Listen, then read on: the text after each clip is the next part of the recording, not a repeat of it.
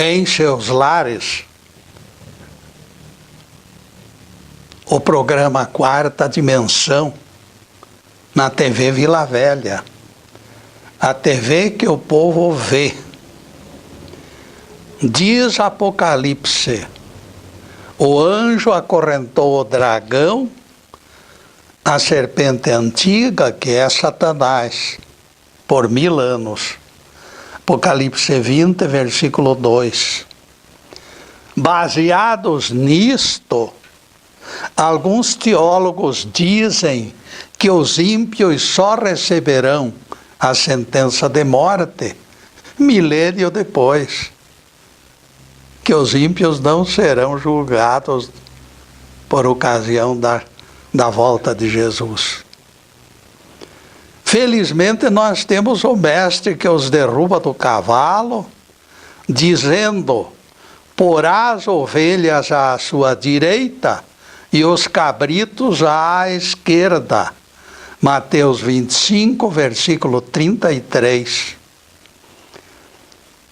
Se o evento ocorresse 1000 anos depois, os cabritos não seriam citados por Jesus, nem citados, mas o Evangelho os aponta. Porá as ovelhas à sua direita e os cabritos à esquerda. Mateus 25, versículo 33. Se o evento ocorresse 1000 anos depois, é claro que não teria esse registro do Evangelho. A Terra, meus caros amigos, a Terra não é o único planeta habitado, não, como muita gente pensa. Esta prisão, não de Satanás, porque ele nunca existiu, mas da maldade em si mesma, deve ser a posse dos não violentos no governo da terra. Os mansos herdarão a terra pela promessa do Cristo. O planeta será promovido no dia do juízo final. A prisão do símbolo do mal mostra planeta varrido, higienizado e ornamentado pelas forças do Cristo juiz. O tema de hoje é oportuno na semana de Natal. Ai de nós se não fosse Jesus. Feliz Natal para todas as famílias. O anjo Gabriel disse a Maria: eis que conceberás filho, a quem chamarás Jesus. Ele será filho do Altíssimo. Deus, o Senhor, lhe dará o trono do seu pai Davi, e ele reinará eternamente. Lucas 1, versículos 31 a 33. Menino nos nasceu, filho nos foi dado. O governo está sobre os seus ombros. Isaías 9, versículo 6. Logo no verso seguinte, a profecia aponta a imediata implantação do reino, usando as palavras desde agora e para sempre. As previsões se tornam incompreensíveis quando analisamos a violência nossa de cada dia. Onde encontrar sinais da administração de Jesus como rei? Castro Alves, o poeta dos escravos, desabafou desagrado. Deus, ó Deus, onde estás que não respondes? Em que mundo, em que estrela tu te escondes? Embuçado nos céus? Há 2000 anos te mandei meu grito, que em balde desde então corre o infinito. Onde te encontras, meu Deus? Jesus veio para os pobres, mas os pobres continuam carentes. Jesus desceu para libertar os escravos, mas a escravidão continua. Como se fossem ilhas no meio das muitas águas, as injustiças continuam ocorrendo, inalcançáveis pelo preço alto das sentenças, que só os ricos conseguem pagar. Não existem sinais de governo igualitário, e a coisa se agrava quando se reclama governo honesto. A despeito da nossa frustração e da frustração de Castro Alves, o profeta Isaías reafirmou o vaticínio para que se consolide seu governo desde agora e para sempre. Isaías 9, versículo 7. Existe nas Sagradas Escrituras estranha insistência, proclamando o menino de Belém como rei. Existe descompasso brutal entre o real e o prometido. Faltam evidências de que estejamos vivendo a administração igualitária e justa. O próprio mestre desabafou: o meu reino não é deste mundo. João 18, versículo 36. Como poderemos entender Bíblia e Evangelho quando apontam o reino do Messias desde agora? Quando o próprio mestre negou ingerência nos eventos mundanos, o meio-campo embolou ainda mais. Dai a César o que é de César e a Deus o que é de Deus. Mostra a irreconciliável convivência entre os dois modelos de governar. Da parte do mestre sobram credenciais para ser nosso rei.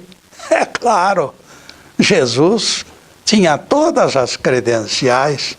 Da nossa parte, porém, como seres humanos, reconhecemos nossa incompetência para desempenhar o papel de súditos.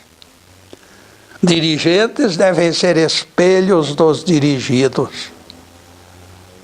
Será forçoso reconhecermos que existe descompasso.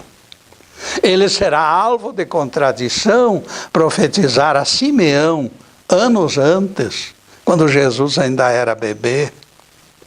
Nossa cabeça ferve. Deus, o Senhor, lhe dará o trono do seu pai Davi, e ele reinará para sempre. Lucas 1, versículos 32 e 33. Em pleno século 21, estas palavras do anjo Gabriel ainda não se cumpriram, pelo menos literalmente. Apesar de anunciado como príncipe herdeiro, a estrebaria de Belém foi lugar reservado para o seu nascimento. Palavras do velho Simeão definem o contraditório. Espinhos da coroa do rei feriram sua cabeça. Da estirpe de Davi recebeu apenas condenação e morte. Para a conclusão de jornada, só lhe restou o recanto inóspito do Monte das Caveiras. No grupo de profecias em que o Velho Testamento apontou o nascimento do Messias, a raça perversa surgiu como pano de fundo. Por causa da indignação do Senhor, a terra está abrasada e o povo é pasto de fogo, exclama Isaías. E o profeta continua com voz embargada: ninguém poupa seu irmão, abocanha à direita e ainda tem fome, devora à esquerda e nunca se farta. Isaías 9, versículo 19. Eu pergunto para vocês, tal categoria de gente gulosa na qualidade de súditos daria condições ao nosso mestre para que reinasse? Eu mesmo respondo. Aqueles esfaimados filhos de Eva não lhes proporcionariam o menor respaldo, porque eles são incorrigíveis. Neste ponto, entretanto, luz forte se acende ao norte da nossa cátedra, exigindo retratação. Jesus ordena que retornemos à retaguarda da nossa intransigência, recapitulando lição esquecida por nós. Eu não vim para sadios, diz o mestre, mas para doentes. A censura valeu para moderar a nossa impulsividade. Entendemos que aqueles esfaimados filhos de Eva, formatados por Isaías, eram alunos preferenciais do nosso rabi, por causa da sua maldade. Jesus queria corrigi-los. As primeiras vacâncias no quadro do magistério lhes pertenciam por decisão divina. Os sadios não precisam de médico, esclarecera o grande mestre. Quando Jesus aponta sadios num planeta de pecadores, isso nos ajuda a reconhecer súditos deste reino que não tem aparência exterior. Ninguém olvide que trigo e joio terão que crescer juntos até a hora de serem colhidos. Estes sadios que não precisam de médico antecipam o perfil dos escolhidos no grande dia do juízo. Eles lavam o rosto e escondem a fraqueza e disfarçam a fome quando jejuam para escapar da curiosidade. Eles preferem seus quartos de dormir para fazer as suas preces, evitando exageradas exibições nas sinagogas e nas ruas. Ao distribuir esmolas, eles as entregam com tamanha discrição que a própria mão esquerda ignora o que fez a direita. E neste ponto, caríssimos, nós vamos fazer a primeira interrupção do programa para os comerciais do canal, mas é um instantinho só. Daqui a pouco estaremos de volta. Obrigado.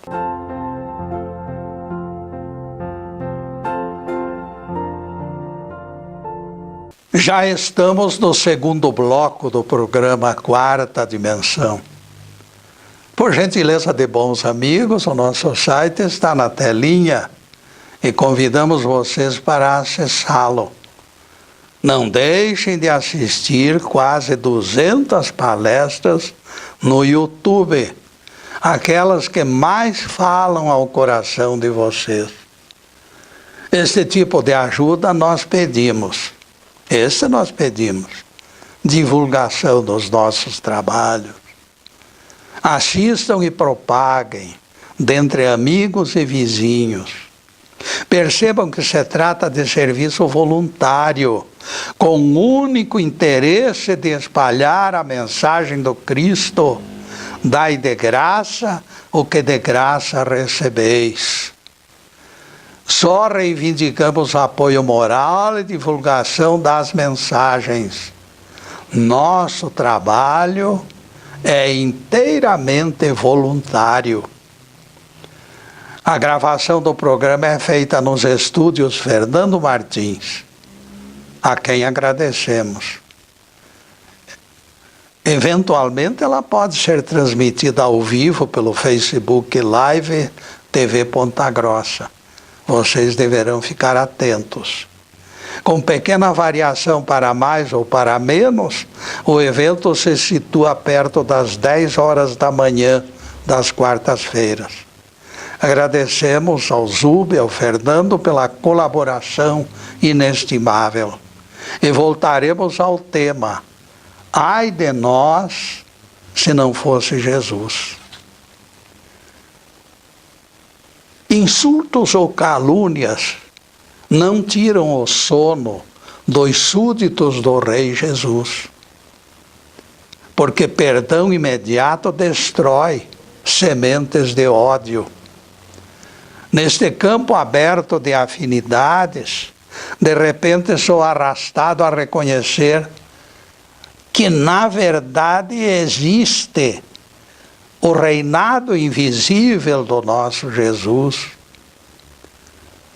Mesmo neste mundo conturbado, o Pai Eterno se encontra no leme, e o Cristo é seu representante no planeta Terra. Não foi sem razão que ele próprio declarou: todo o poder me foi entregue na terra e no céu. Mateus 28, versículo 18. Vocábulo todo, significando 100% da autoridade no mundo inteiro, anula qualquer doutrina que aponte conflito entre Deus e o diabo. Isso é balela, meus amigos, sem o menor sentido. Voltamos ao vocábulo todo para repetir palavras de Jeová através do profeta Isaías. Jeová disse: eu formo a luz e crio as trevas, faço a paz e crio o mal. Eu faço todas estas coisas. Isaías 45, verso 7, palavras de Jeová. Procurem lá na Bíblia. Isaías 45, 7. Pregadores levianos vivem repetindo que Satanás criou isto e mais aquilo, enganando os crédulos. Satanás é tão forte que enfrenta a Deus desde o tempo de Adão e Eva. O grande conflito, eles chamam. Então vocês nunca leram na Bíblia que Deus se declara o único autor do mal? No livro de Isaías 45, 7. Isso se torna coerente quando sabemos que Deus é o único Criador. Não existe outro. No dia que alguém criasse algo, teríamos que admitir este alguém como o segundo Deus. Se as mãos de Deus e do seu Cristo dominam poder total, aonde o maligno encontraria recursos para espalhar tantas maldades, como dizem por aí? De minha parte, pelo motivo que estou declarando, eu nem sequer acredito na existência desta invenção ridícula.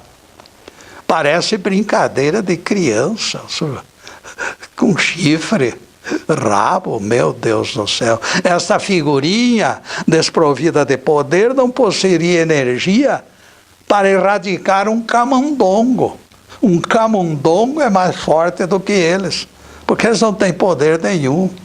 Jesus não ia dar o poder total que ele tem, uma parte lá para Satanás fazer as suas satanices. Eis a razão que eu fico estarrecido com o anunciado conflito entre Deus e o diabo, desde Adão e Eva. Se esta figurinha grotesca existisse, bastaria sopro de Deus e ele seria devolvido ao inferno como leve palha, sem o menor peso, se ela existisse, mas não existe. Ao contrário do mal que se purifica pelas mentes humanas, o bem se expande ao contato da energia trazida pelo nosso Cristo. O planeta foi enriquecido quando Jesus nasceu. O Natal é uma época maravilhosa. O Filho do Homem precisava alcançar a estatura de um Cristo planetário, para que a raça humana fruísse a totalidade dos benefícios, porque o poder que chega a nós vem através de Cristo. A cruz foi o derradeiro impulso que levou Jesus ao encargo de nosso Messias, nosso Salvador. Vejam que não muito tempo antes, Jesus reconhecera que ainda não chegara ao degrau mais alto E ele confessou isto aos apóstolos no Evangelho. O Pai é maior do que eu. Palavras dele em João 14, verso 28. O Pai é maior do que eu.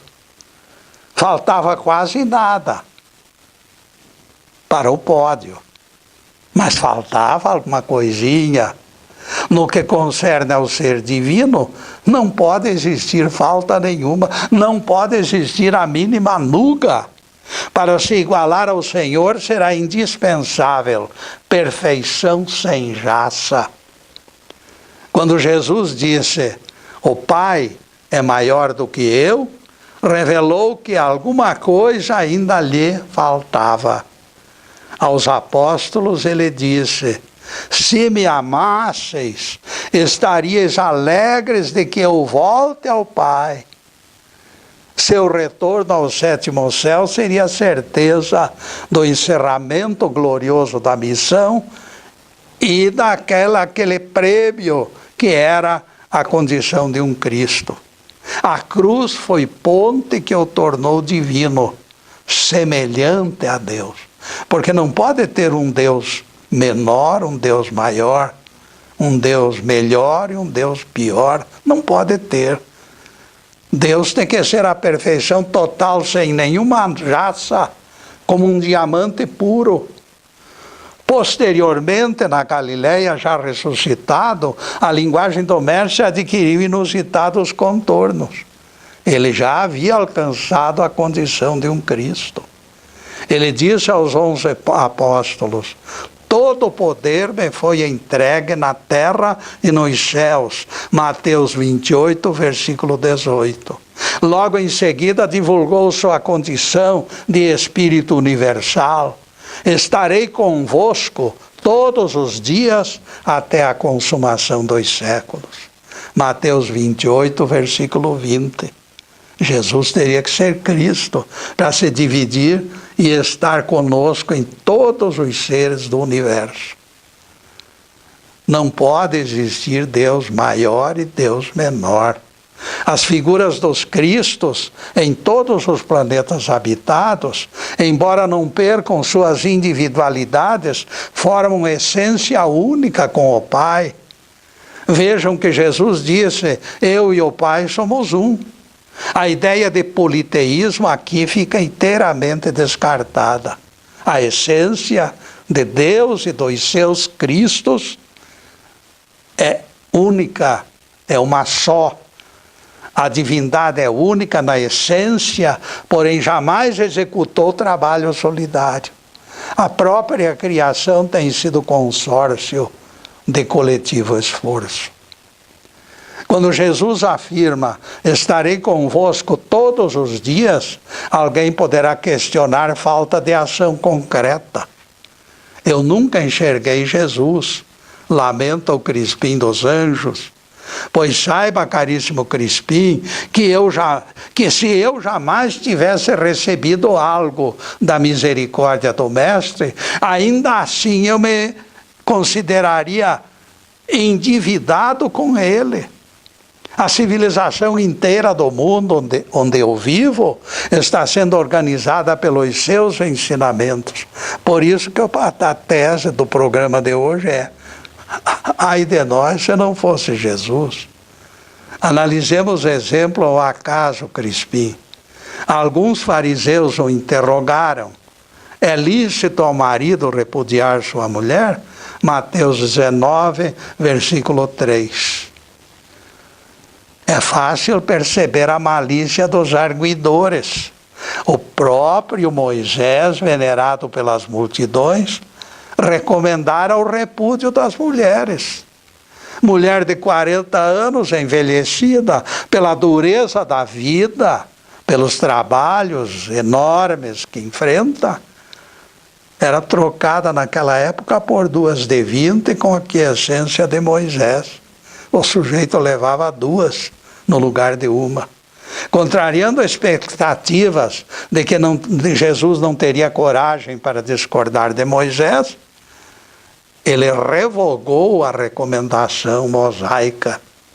Não tendes lido que o Criador os fez homem e mulher? Mateus 19, verso 4. Os componentes do primeiro casal, criados juntos no sexto dia, precisavam de laços fortes para sobreviver, fazer crescer o mundo e gerar descendência. E neste ponto, caríssimo, nós vamos fazer mais uma pequena interrupção no programa para os comerciais do canal. Mas é um instantinho só. Daqui a pouco estaremos de volta. Obrigado.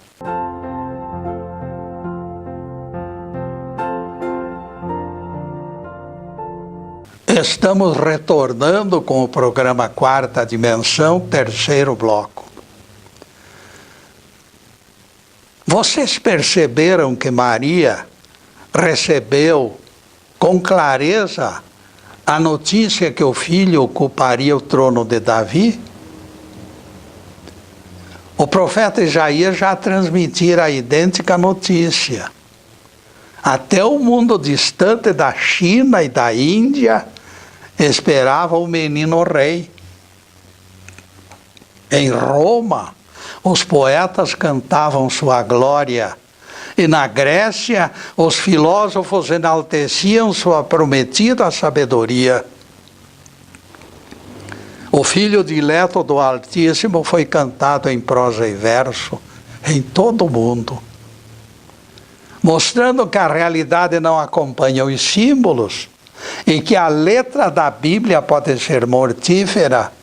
Jesus, designado como rei, não encontrou lugar para nascer.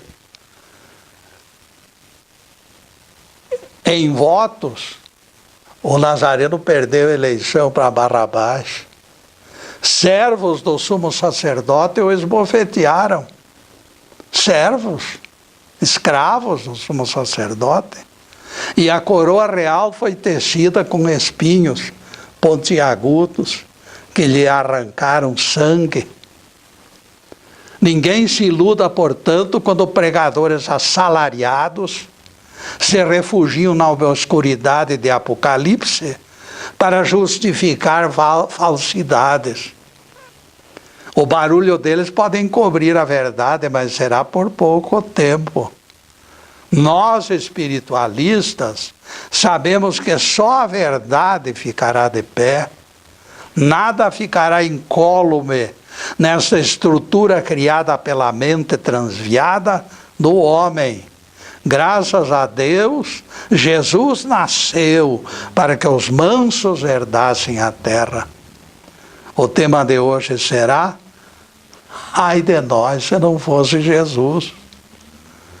Moisés não percebeu a importância da harmonia conjugal e facilitou as regras, a quebra de compromissos. Moisés não estava nem aí para a harmonia, como Jesus esteve. A criação conjunta, na mesma ocasião, não foi suficiente para que Moisés enxergasse no aconchego da proximidade o entrelaçamento de almas, almas gêmeas, almas irmãs. Jesus vislumbrou pelas frestas do futuro profetizado o quanto as recomendações de Moisés ocasionariam conflitos. Indiferente à notória contrariedade dos fariseus, irritados pela contestação do seu líder, o Nazareno definiu o salutar preceito: deixará o homem pai e mãe e se unirá à sua mulher, e os dois serão uma só carne. Mateus 19, versículo 5. Replicaram os questionadores então, nada satisfeitos. Neste caso, por que Moisés mandou dar carta de divórcio e repúdio? A resposta do mestre ganha tão grande amplitude que esclarece outros incompreensíveis aspectos das Escrituras. Jesus disse: Por causa da dureza dos vossos corações, Moisés permitiu o repúdio das vossas mulheres. Mateus 19, verso 8. Isto revela a precária e acanhada vigência dos códigos que alguns consideram eternos.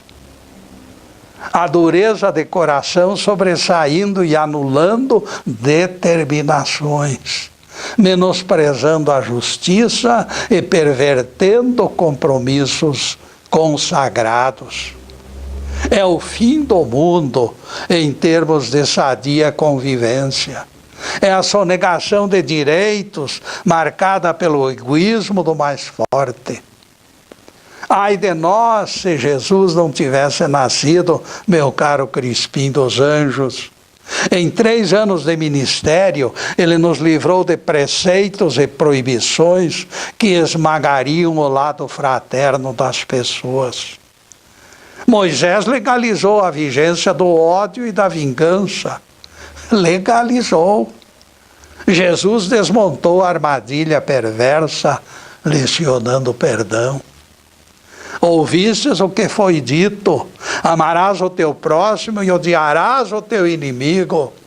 Eu, porém, te digo: ama teu inimigo e ora pelos que te perseguem, para que te tornes filho do Pai das alturas. Mateus 5, versículos 43 e 45. As determinações de Moisés contemplavam o lado perverso dos seres humanos, elegendo o espírito da força como norma de convivência. Realmente, no mundo machista onde vivemos, é mais cômodo recomendar vingança do que perdão. Moisés escolheu o caminho mais fácil. Ofensa desperta a sede de imediatas represálias. O legislador hebreu preferiu a correnteza das águas. Ele fechou os olhos e nem percebeu o sofrimento das repudiadas. Era mais cômodo permanecer solidário com seus companheiros machões que portavam espadas para os campos de extermínio. Jesus desmontou a sombra malfazeja, apontando a dureza de coração como preceito inválido. Naqueles tempos de grosseira parcialidade, a coragem do nosso Rabi foi a única maneira de modificar determinação esdrúxula.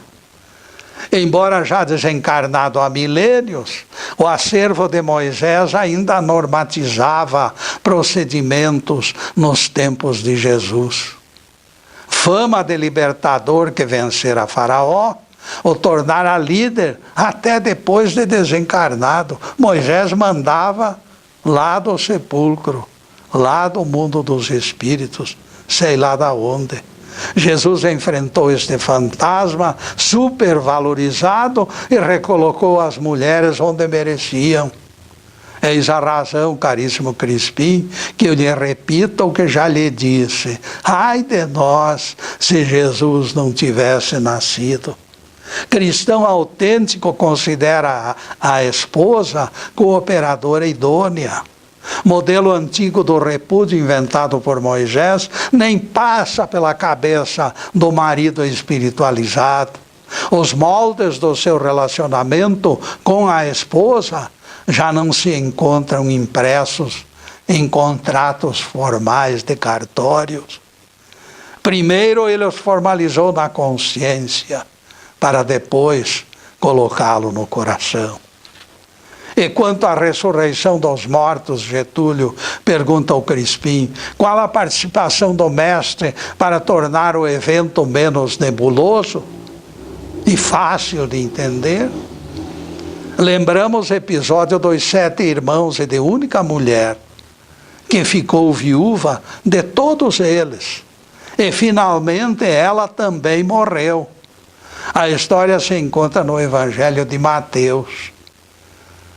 E a pergunta que os saduceus antigos fizeram foi a seguinte: a qual dos 7 irmãos pertencerá a mulher na ressurreição. Mateus 22, versículo 28. Por feliz coincidência, foram os saduceus que formularam esta interrogação ao mestre. A resposta de Jesus, em primeiro lugar, os definiu como ignorantes. O nosso Rabi lhes disse: errais não conhecendo as Escrituras, nem o poder de Deus, porque depois da ressurreição, nem as mulheres terão maridos, nem os maridos mulheres, pois serão como os anjos de Deus nos céus. Os saduceus antigos e modernos sofrem tamanha compulsão pelo corpo físico, que o corpo de carne torna-se uma única realidade para eles. Eu escutei alguém deste grupo, dia destes, ao microfone de TV, declarar que o Espírito Santo é pessoa de carne e osso. Vejam se pode uma coisa destas. Outro defensor das mesmas doutrinas dialogava sobre as palavras do Gênesis, comentando a semelhança do homem com Deus. Deus disse: será semelhante a Deus. Lampejo de ignorância explícita escapou da boca daquele pregador. Ele disse com todas as letras: sendo o corpo da mulher diferente do homem, não podemos incluí-la na semelhança com o Criador. É lamentável, meus amigos, que pessoas tão curtas de entendimento tenham acesso a microfones. Eu cheguei a gritar na direção da figurinha: por favor, amigo, leia João 4, verso 24. Você vai encontrar as seguintes palavras de Jesus: Deus é Espírito, e em Espírito deve ser adorado. Nossa semelhança com Deus, amigos, se define pelo Espírito e não pelo corpo. E neste ponto, faremos mais uma pequena interrupção no programa para os comerciais do canal, mas é um instantinho só. Daqui a pouco estaremos de volta. Obrigado.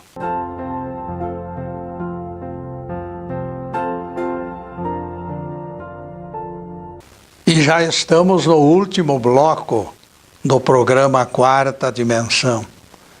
E lembramos as tardes de sextas-feiras, quando comparecemos aqui para a divulgação da Bíblia e do Evangelho. Na próxima sexta-feira, 15h30, estaremos na TV Vila Velha com outro assunto de incentivo ao progresso espiritual. Em seguida, os últimos questionamentos sobre o tema de hoje. Ai de nós se não fosse Jesus. Voltando ao tema ressurreição de corpos, tão comentada e tão pouco entendida, eu lembro palavras esclarecedoras de Jesus. Nele eu confio. Ele disse aos saduceus: e quanto à ressurreição de mortos, não tendes lido o que Deus vos declarou? Eu sou o Deus de Abraão, de Isaque e de Jacó. Ora, Deus não é Deus de mortos, e sim de vivos. Mateus 21, versículo 32. O texto exige conclusão única. Com os corpos dos patriarcas poluídos nos túmulos e sem nenhuma consciência, o Nazareno não poderia considerá-los vivos. E, no entanto, ele considerou. Aliás, só o fato de pensar em alguns milênios presos em cova fedorenta já bastaria para considerá-los múmias. Quem está dentro daquele recipiente ali só pode ser múmias. Sim, Getúlio, exclama o Crispim, mas me permita reparo. Segundo a doutrina dos que negam os espíritos, como diz você, Entre morte e ressurreição, cabe apenas o tempo de abrir e fechar os olhos. Abrir e fechar os olhos. É uma coisa rápida. Os sepultados não ganham tempo nem para pensar. E o Cristo já estará voltando para ressuscitá-los.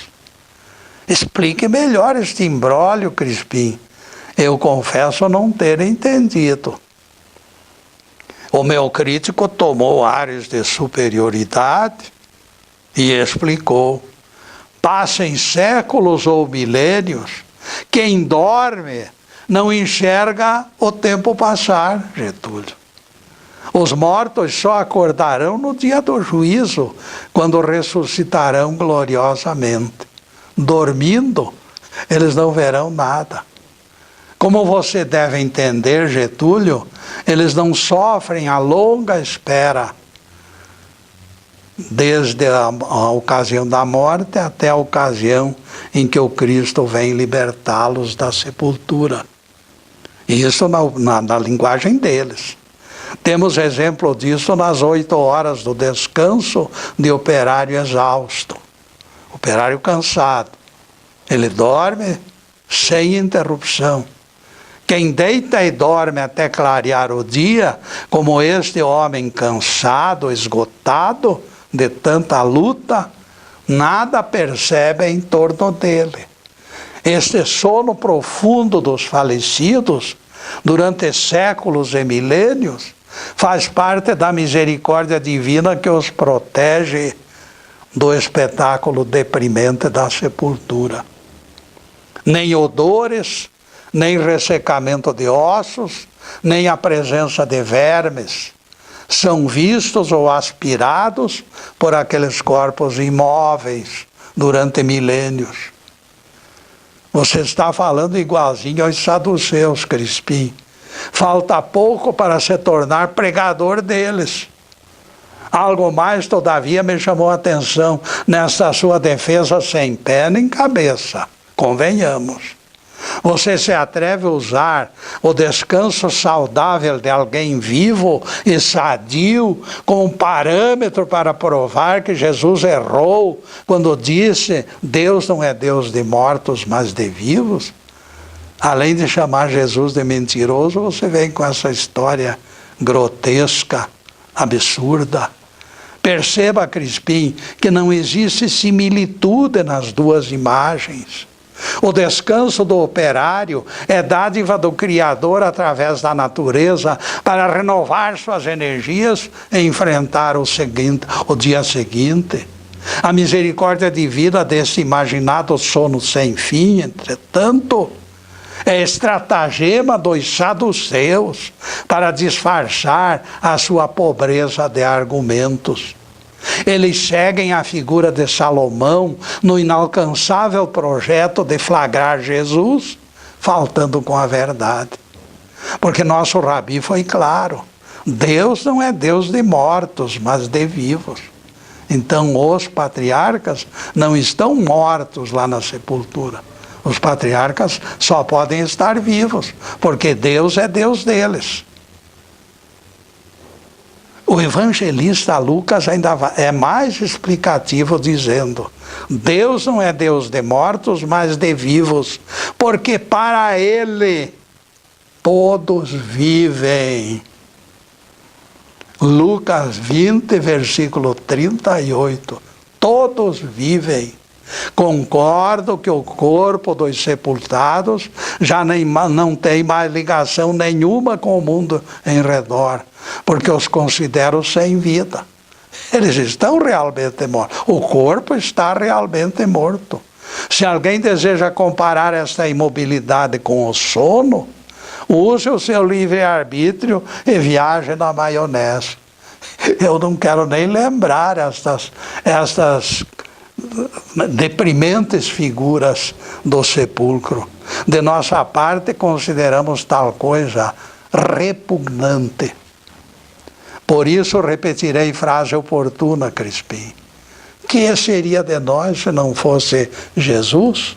Com vida restrita ao corpo físico, na opinião dos saduceus, todos mergulhariam no caldo asqueroso da poluição. Jesus nos socorreu dela. Ele disse: não existe morte. Percebam a diferença entre Salomão e Jesus.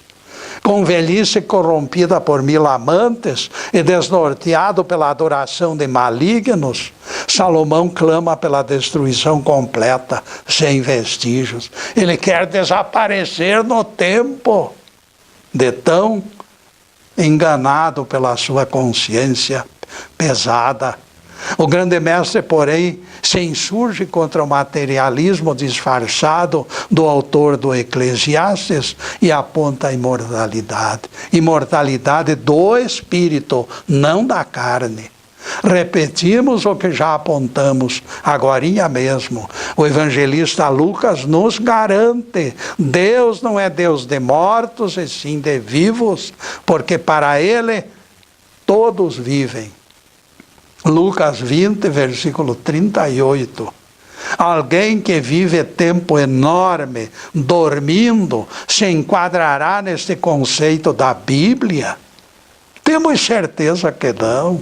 Aquele corpo inerte realmente pode ser parecido com alguém dormindo, mas não se iludam. Corpo fechado em sepulcro é corpo morto, acabado, vai virar pó.